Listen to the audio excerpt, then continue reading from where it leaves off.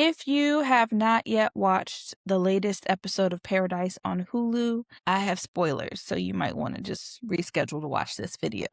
But if you have watched the latest episode, you know exactly why I'm here. There's a woman. She's pregnant. She's alone. She's smart enough to know something's wrong, but she's in a system that gave her no way to do anything about it.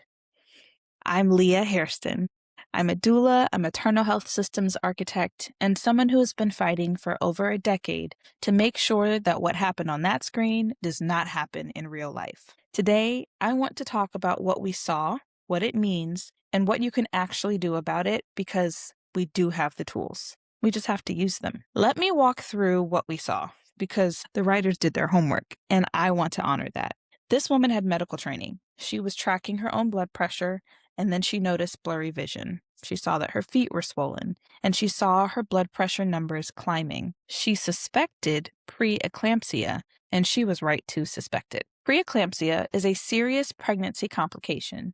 It is diagnosed when blood pressure rises above 140/90 on two separate readings, usually after 20 weeks of pregnancy, and it's often accompanied by signs of organ damage. Without intervention, it can progress to eclampsia, which causes seizures, stroke, even organ failure, and is one of the leading causes of maternal death globally. The symptoms this woman had were textbook warning signs: blurry or distorted vision, swelling, especially in the hands and feet, persistent high blood pressure readings. These are not things to wait on. She also went into labor before 40 weeks, and that matters because preeclampsia can trigger preterm labor, and then, after her baby was born, she hemorrhaged. Postpartum hemorrhage, or losing too much blood too fast after delivery, is the leading cause of maternal death worldwide. And when you are already compromised from preeclampsia, when your body has been under that level of stress, your risk level goes up.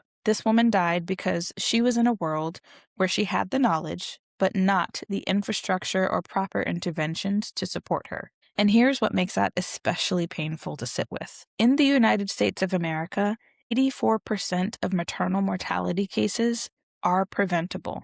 Not most, not some, 84% are preventable. That means the vast majority of mothers who die from something we could have caught, managed, or stopped. 84% is the number that has driven everything I do for the past 10 years. Every decision I have made building Sweet Bee Services, our concierge maternal health agency, has been anchored in that number. And I can tell you this, every single client who has come through our doors in over a decade is still here.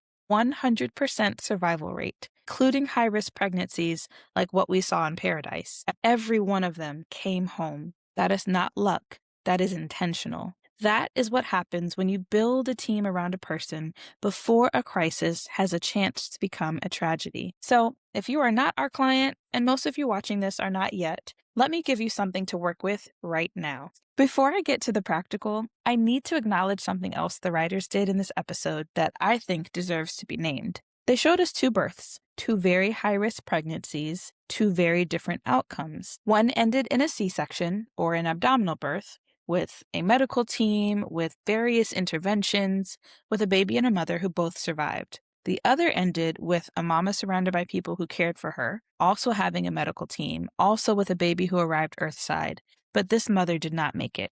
And I want to be really clear about this. Both of those birth experiences are valid.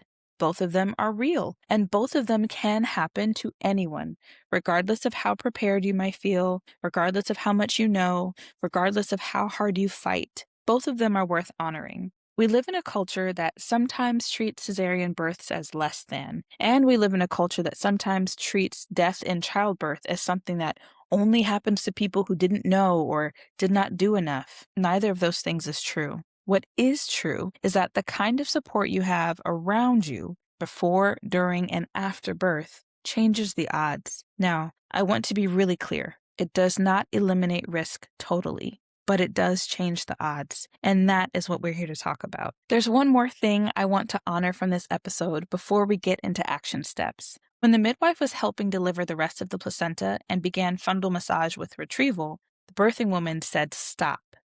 She said she did not want it, and the midwife stopped. I need to sit in that for a second, because that does not always happen in real life. Fundal massage is a technique used to help the uterus contract and prevent hemorrhage. It can also be painful, depending on the person receiving it or the person giving it. And beyond clinical debates on its efficacy, what mattered in that moment was that a laboring person in crisis said no, and she was heard. That is informed consent. That is bodily autonomy. That is what every person in a birth space deserves. And I applaud the writers for putting that on screen, because it showed that honoring someone's voice is not an obstacle to good care. It is good care. And one more thing. When she went into labor, the person traveling with her, shout out to Sterling K. Brown, the person traveling with her did not freeze. He went for help. He ran, and he came back with a whole group of people, women and men, showing up to do whatever they could. I loved this addition by the writers, because one of the biggest barriers I see in maternal health is the idea that pregnancy and birth is something a woman handles quietly and mostly alone, that asking for help is a burden, that trusting people when you are scared and vulnerable is naive. But that's not naive. That's how you survive, and it's how you thrive. That man who went for help is a great example of a support partner doing exactly what a support partner is supposed to do. And the community that showed up, every single one of them had a role to play. That is exactly why at Sweet Bee Services, we always invite dads and support partners into our childbirth education classes. They are not merely observers, but they are active participants, because birth is not a solo experience. The people in your life are part of your birth team, whether or not they have a formal title. So educating them, preparing them, and letting them in is essential. You are allowed to accept help. You are allowed to trust people. Building that circle before you need it is one of the most powerful things you can do. Now, here is what we actually have available to us right now that the woman in this episode did not. You have the power to book your care early. There is a reason we tell our clients to book by 20 weeks. It's not arbitrary, I promise you. But preeclampsia typically emerges after 20 weeks, which means the earlier we are walking alongside our clients, monitoring how you're doing, tracking your baseline, knowing your history, the better positioned we are to catch the earliest signs of a problem and to potentially help prevent it from escalating. Early care is not a luxury. It is a clinical advantage. Now, a benefit you do have that we saw in the episode is blood pressure monitoring at home. You can buy a validated home blood pressure cuff for just under $30, and your insurance might actually cover it. But if you're pregnant or even slightly concerned about your blood pressure numbers in general, you should have one. You need to know your baseline, write down your numbers, make sure that you're tracking them, and make sure you're having conversations with your provider about what you're seeing. And here's a tip most people do not know.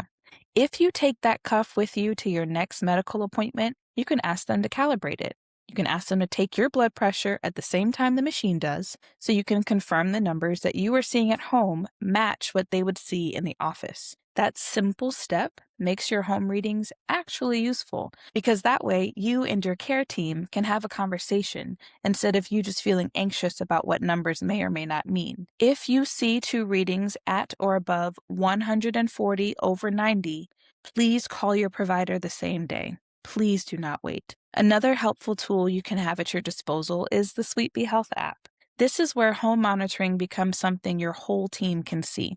Our app is built specifically for pregnancy and postpartum to help you track your numbers, log your symptoms, track your mood, and to offer you tools for self-care check-ins. It also allows you to have those informative conversations with your providers. Another benefit you have access to is telehealth. Even if you cannot get physically to a clinic, you can get eyes on your chart. Providers can review your numbers, assess your symptoms, and help you make decisions without you having to leave the house. This is real and it exists. If you don't know where to start, there are links below in the description with more resources. And I would be remiss if I did not remind you that doulas are an incredible asset to your pregnancy and birth experience. A trained doula is not a replacement for medical care. Say that very clearly and explicitly. A trained doula is not a replacement for medical care, but a doula is someone whose entire job is to watch you, to advocate with you, to notice what you might miss when you're tired and scared and trying to stay calm. We are trained to recognize warning signs. We know how to communicate with your medical team. We know what questions to ask when you might not be able to find the words. If you are in Maryland, D.C., or Northern Virginia, our team is accepting clients now. And if you're on Maryland Medicaid, that support is covered at zero cost to you. Here is what I want you to walk away with today. Please learn the warning signs of preeclampsia now. They include blurry vision. They include severe headaches that won't go away. They include sudden or persistent swelling in your hands and feet, upper right abdominal pain. If you have any of those, report them to your provider the same day. Please do not wait. Also, go get a blood pressure cuff. You can get it calibrated at your next appointment. And be sure you're tracking your numbers. You can also book your care by 20 weeks, not because anything is inherently wrong, because that's actually a great time frame when you can do the most good. Bring your people into the process. Bring them to class. Let them learn alongside you and let them help you. Finally, know your rights. A provider who honors your no is a provider doing their job. The show did something important. It put 2 births on screen, 2 high-risk pregnancies with very different outcomes, and it made us feel both of them. It honored both of them, and so do I. But 84% of maternal deaths being preventable means that all of those people who did die did not have to, and that means we have a lot of work to do. I want you to watch the episode and to come away not only grieving, but activated, not just emotionally stirred, but equipped to work and move on behalf of those who are at risk. This could include you. It could include someone you love, someone you care for, or a random person you see on the street. But this does not have to be the story. Not in 2026. Not when we have the technology, the training, the community, and the will to change it. Everything I mentioned today is linked below in the description. The app, the booking link, additional resources. Share this video with someone who needs to hear it, because someone you love might need this information before they ever think to look for it. Have a sweet day.